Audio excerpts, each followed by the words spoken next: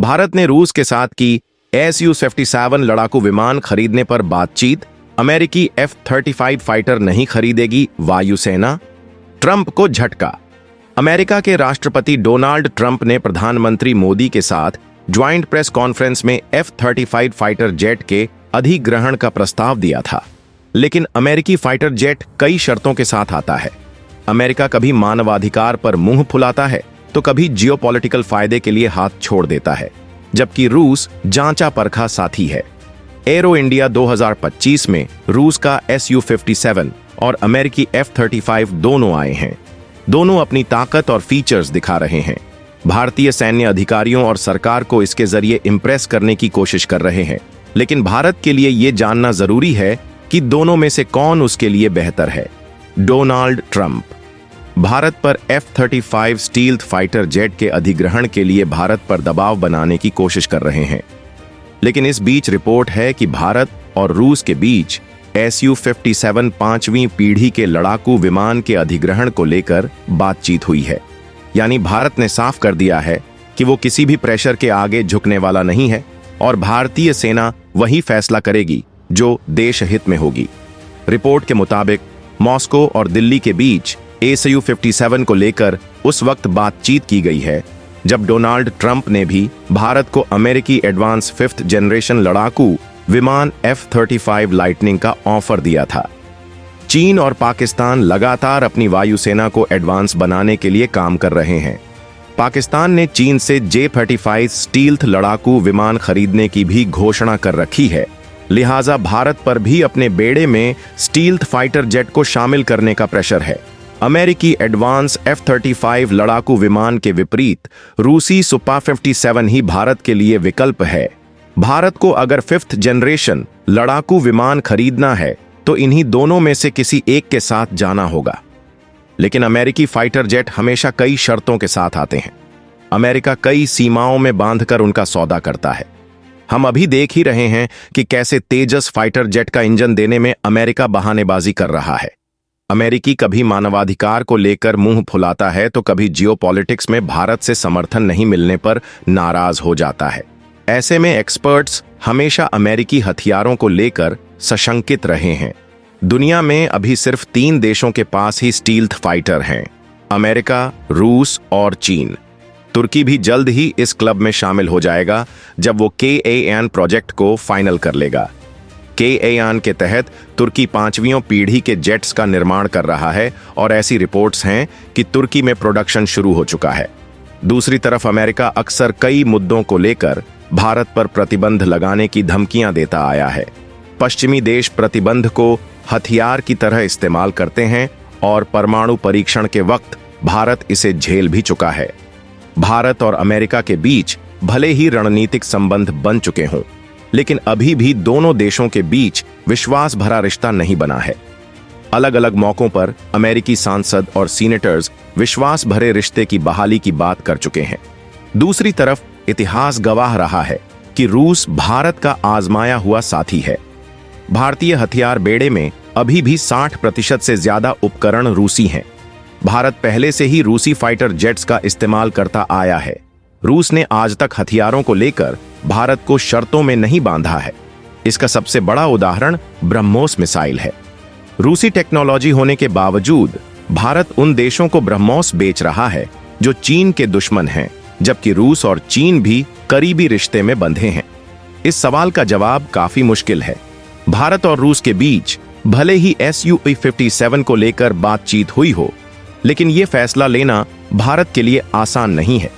Experts सलाह दे रहे हैं कि Su-57 को इसके स्टैंडर्ड निर्यात रूप में खरीदा जाए, जैसा कि अल्जीरिया ने किया है। इससे भारत को मौजूदा समय में अपने लड़ाकू बेड़े में 5वीं पीढ़ी के लड़ाकू विमान को शामिल करने का मौका मिल जाएगा, खासकर उस वक्त जब पाकिस्तान ने चीन से नेक्स्ट जनरेशन लड़ाकू विमान खरीदने की घोषणा कर रखी है। एक्सपर्ट्स का कहना है कि ऑफ द शेल्फ खरीदने से अक्सर घरेलू उत्पादन से जुड़ी देरी से बचा जा सकेगा और इस तरह से भारत बहुत जल्दी ही Su-57 हासिल कर सकता है। ऑफ द शेल्फ का मतलब है कि रूस के बेड़े में जो Su-57 शामिल हैं उसे ही खरीद लो। इसमें नए फाइटर जेट को खरीदने की दिक्कत से बचा जा सकता है। इतिहास में पहली बार दो वैश्विक महाशक्तियां संयुक्त राज्य अमेरिका और रूस अपने सबसे उन्नत पांचवीं पीढ़ी के स्टेल्थ फाइटर जेट्स को भारतीय धरती पर एक साथ प्रदर्शित कर रही हैं। एयरो इंडिया दुनिया के शीर्ष विमानन कंपनियों के लिए एक मंच बन गया है, जहां वे एक साथ खड़े होकर भारत की रणनीतिक वैश्विक शांति और एक उभरती हुई एरोस्पेस शक्ति की भूमिका को साबित करते हैं। रूस लगातार अपनी पांचवीं पीढ़ी के स्टेल्थ फाइटर जेट Su-57 की ताकत दिखाने की कोशिश कर रहा है। वहीं इस रेस में अमेरिका का F-33 फाइटर जेट शामिल है। वो भी दमदार फाइटर जेट है, लेकिन भारत के लिए ये जानना जरूरी है कि दोनों में से कौन उसके लिए बेहतर है। क्या सिर्फ विमान खरीदे जाएंगे या फिर टेक्नोलॉजी ट्रांसफर के तहत भारत में निर्माण भी होगा? क्योंकि निर्माण होता है तो देश में मेक इन इंडिया प्रोजेक्ट को बढ़ावा मिलेगा, साथ ही हजारों लोगों को रोजगार का अवसर भी। इससे भारत का अमेरिका या रूस के साथ संबंध मजबूत होगा। भारत में बने फाइटर जेट की बिक्री से देश को भी फायदा होगा, साथ ही रक्षा उद्योग को बढ़ावा मिलेगा। साथ ही साथ इस मामले में अमेरिकी फाइटर जेट से कहीं आगे हैं। ये 2600 किलोमीटर प्रति घंटा की स्पीड से उड़ान भरता है, जबकि F-33 की अधिकतम गति 1900 किलोमीटर ही है। लव यू ऑल, जय हिंद, वंदे मातरम। Su-57 और F-35 दोनों में ही 12-12 हार्ड पॉइंट्स हैं, यानी 6 अंदर और 6 बाहर। दोनों कई तरह के हथियार ले जा सकते हैं, लेकिन रूसी फाइटर जेट इस मामले में भी F-35 से आगे है। इसमें कई शॉर्ट, मीडियम और लॉन्ग रेंज के हवा से हवा में मार करने वाली मिसाइलें, गाइडेड एरियल बम लग सकते हैं, जबकि F-35 में सीमित हवा से हवा वाली मिसाइलें या बम लग सकते हैं। साथी में लगने वाली R-37M मिसाइल रूस की कटिंग एज टेक्नोलॉजी वाला हथियार है। ये हथियार F-35 की रेंज से 2 गुना दूरी तक जाकर हमला करता है। इसका इस्तेमाल रूस ने यूक्रेन की जंग में बेशुमार किया है। Su-47 का स्टेल्थ सिस्टम बिना स्पीड कम किए और मैन्यूवरेबिलिटी को नुकसान पहुंचाए काम करता है। इससे कॉम्बैट में और बचकर निकलने में फायदा मिलता है। F-33 का फोकस ऐसे स्टेल्थ तकनीक पर है जो सिर्फ ग्राउंड अटैक में इस्तेमाल होता है। हवा में जंग करने के मामले में इसकी ताकत सीमित हो जाती है। F-35 को असल में ग्राउंड स्ट्राइक मिशन के लिए बनाया गया है। यह इलेक्ट्रॉनिक वॉरफेयर, जासूसी, सर्विलांस, रिकॉन्सेंस जैसे मिशन को भी पूरा कर सकता है, जबकि रूसी fighter jet multi role fighter jet है। यह कई तरह के ऑन ऑपरेशन कर सकता है, एयर सुपीरियरिटी से लेकर स्ट्राइक मिशन तक। एक्सपर्ट्स का कहना है कि भारत का AMCA कार्यक्रम अब भी शुरुआती अवस्था में है और उसके निर्माण में कम से कम 10 सालों का वक्त लगेगा। ऐसे में इन 10 सालों के लिए अपनी वायुसेना को मजबूती देने के लिए भारत रूस से बना बनाया Su-57 खरीद सकता है। इसके अलावा एक्सपर्ट्स का कहना है कि भारत के लिए दूसरा विकल्प लाइसेंस उत्पादन हो सकता है, यानी भारत अपनी तात्कालिक जरूरतों को ध्यान में रखकर कुछ संख्या में विमानों का निर्माण कर ले और उसके बाद घरेलू स्तर पर उत्पादन बढ़ाने पर काम शुरू करे। इससे भारत को विदेशी आयात पर अपनी निर्भरता कम करने और अपनी खुद की डिफेंस इंडस्ट्री बनाने में भी मदद मिलेगी। भारत Su-30 MKI लड़ाकू विमान के लिए रूस के साथ इसी तरह का सौदा कर चुका है। प्रधानमंत्री नरेंद्र मोदी और अमेरिका के राष्ट्रपति डोनाल्ड ट्रंप के बीच व्हाइट हाउस में एक शानदार मुलाकात हुई है।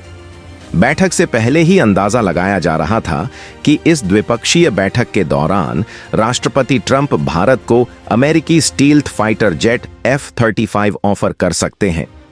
उन्होंने ऐसा किया भी। राष्ट्रपति ट्रंप ने प्रधानमंत्री मोदी के साथ ज्वाइंट प्रेस कॉन्फ्रेंस को संबोधित करते हुए कहा कि अमेरिका भारत को F-35 स्टील्थ फाइटर्स मुहैया कराएगा। डोनाल्ड ट्रंप ने कहा कि भारत के साथ इस साल हम कई अरब डॉलर का सैन्य खर्च बढ़ाएंगे। हम भारत को F-35 स्टील्थ फाइटर्स मुहैया कराने का रास्ता भी तैयार कर रहे हैं। डोनाल्ड ट्रंप ने इसके अलावा कहा कि 2017 में मेरे प्रशासन ने क्वाड सुरक्षा साझेदारी को फिर से जिंदा किया था और आज हमारी बैठक में PM और मैंने अमेरिका, भारत, ऑस्ट्रेलिया और जापान के बीच मजबूत सहयोग की पुष्टि की है। डोनाल्ड ट्रंप ने भारत को अमेरिकी स्टील्थ फाइटर जेट को लेकर उस वक्त ऑफर दिया है जब रूस भी चाहता है कि भारत उससे स्टील्थ फाइटर जेट Su-57 खरीदे। इसके लिए रूस ने कई तरह के डिस्काउंट और लुभावने ऑफर दिए हैं, जिनमें टेक्नोलॉजी ट्रांसफर से लेकर भारत में ज्वाइंट प्रोडक्शन तक शामिल है। Su-57 बनाने वाली कंपनी रोसोबोरोनेक्सपोर्ट ने तो यहां तक कहा है कि अगर भारत राजी होता है तो हम इसी साल से Su-57 भारत में बनाना शुरू कर सकते हैं। जिसके बाद सवाल है कि आखिर भारत F-35 और Su-57 के बीच कौन से फाइटर जेट को चुनेगा। भारत के दुश्मन चीन के पास दो तरह के 5वीं पीढ़ी के लड़ाकू विमान हैं। वहीं दुनिया में भी सिर्फ 3 देशों के पास ही फिलहाल 5वीं पीढ़ी के लड़ाकू विमान हैं: अमेरिका, चीन और रूस। तुर्की 5th जनरेशन फाइटर जेट कान का निर्माण कर रहा है। वो उसके प्रोटोटाइप का परीक्षण कर चुका है। पाकिस्तान ने चीन से 5वीं पीढ़ी के लड़ाकू विमान खरीदने की घोषणा की है। ऐसे में भारत पर प्रेशर बन रहा है। बाइडेन प्रशासन ने अपने कार्यकाल के दौरान F-25 का ऑफर भारत को नहीं दिया था। एक्सपर्ट्स का मानना है कि अमेरिकी हथियार कई सारे शर्तों के साथ आते हैं, लिहाजा भारत को हिचकिचाहट रहती है। लेकिन रूसी हथियारों का भारत लंबे समय से इस्तेमाल करता रहा है। भारत में अभी भी 60% से ज्यादा रूसी हथियार हैं। ऐसे में सरकार के लिए फैसला लेना आसान नहीं होगा। इंडियन एयरफोर्स के रिटायर्ड अधिकारी बार बार चीनी एयरफोर्स में स्टील्थ फाइटर्स के शामिल होने के बाद चिंताएं जता रहे हैं। एयरफोर्स के रिटायर्ड अधिकारियों का कहना है कि चीन और पाकिस्तान के साथ दोतरफा संघर्ष की स्थिति में भारतीय वायुसेना के लिए स्थिति मुश्किल हो सकती है। लिहाजा भारत को तत्काल एडवांस लड़ाकू विमानों की जरूरत है। लेकिन भारत के लिए दिक्कत यह है कि देश पहले से ही 5वीं पीढ़ी के लड़ाकू विमान project AMCA advance medium combat aircraft पर काम कर रहा है। ऐसे में अगर भारत चीनी या फिर रूसी फाइटर जेट खरीदता है तो फिर AMCA प्रोजेक्ट पर इसका सीधा असर होगा। किसी भी 5वीं पीढ़ी के फाइटर जेट को बनाने में भारी भरकम खर्च आता है। एक F-35 की कीमत करीब $700 मिलियन है। ऐसे में भारत की दुविधा यह है कि वो किसी देश से स्टील्थ फाइटर खरीदे या फिर AMCA पर काम जारी रखे। दूसरी समस्या ये है कि AMCA को बनने में अभी भी कम से कम 10 सालों का वक्त लगेगा, तो फिर इन 10 सालों के लिए इंडियन एयरफोर्स को क्या विकल्प दे।